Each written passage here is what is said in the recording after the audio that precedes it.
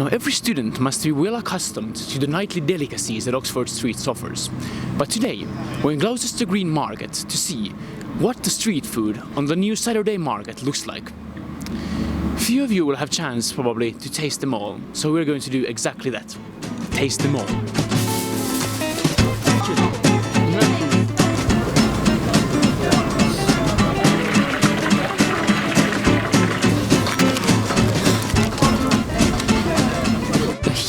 Array of culinary cultures gathered in the Saturday market. I had some of the most tender and heartwarming noodles I remember enjoying outside of Asia. This Indian gentleman prepares South Indian food with spices shipped to him by his brother from Mumbai. Spices not available anywhere in the UK. The weather made a small turn for the worst, but we even had the chance of enjoying momos from the famous momo truck, the first ever food stall in Gloucester Green markets. They turned Gloucester Green from an antique market into a food market. And the crown of this all was, of course, the famous dumplings, or as Japanese call them, gyoza.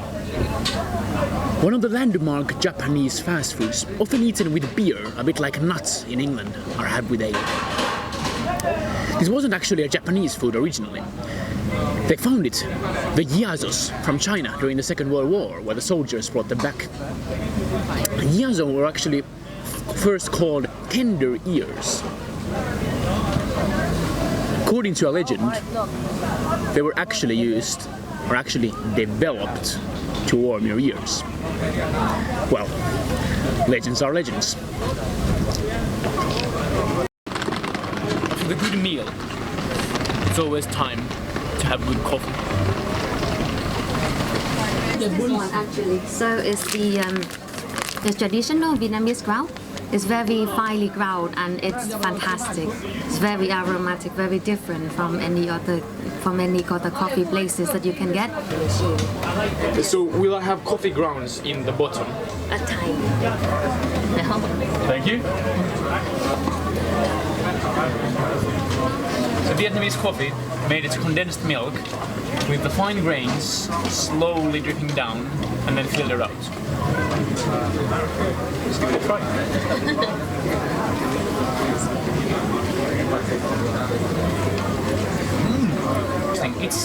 It's almost sweet, but there's a good amount of fat, which makes it really hard. Exactly. Generally, the flavors of the day ranged from the average to the exceptional, but I was especially interested in the ethos of many of the vendors. Chin runs a now well-known Japanese style, but for her, it's not only about the sales. Today, we would like to open a Japanese kitchen. So for a course, for evening, for everybody come, just to learn how to do something for themselves, which I would like to involve Oxford University students, so that would do them for free. That is a fantastic plan. I'm looking forward to that. I'm looking forward.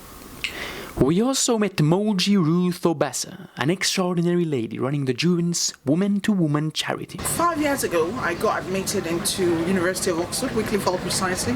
So I'm a Minister of Religion to train as an independent student in theology. However, I suffered from domestic violence. But whilst at the Women's Refuge with my kids in Banbury, I saw a need to do something different that would really transform the women. So hence, since then, I've been inspired to set up a women's refuge, the first of its kind in Oxfordshire, and part of our fundraising effort is this one. Quite challenging fundraising, but we'll get there. Street food has a long but troubled history. A variety of stalls were already on the streets of Athens and Pompeii, but history has largely considered it the food of the poor.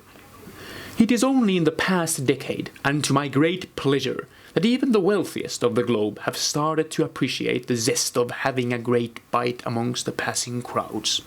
This is Hilary Mäkelä, reporting for Cherwell TV. Over and out.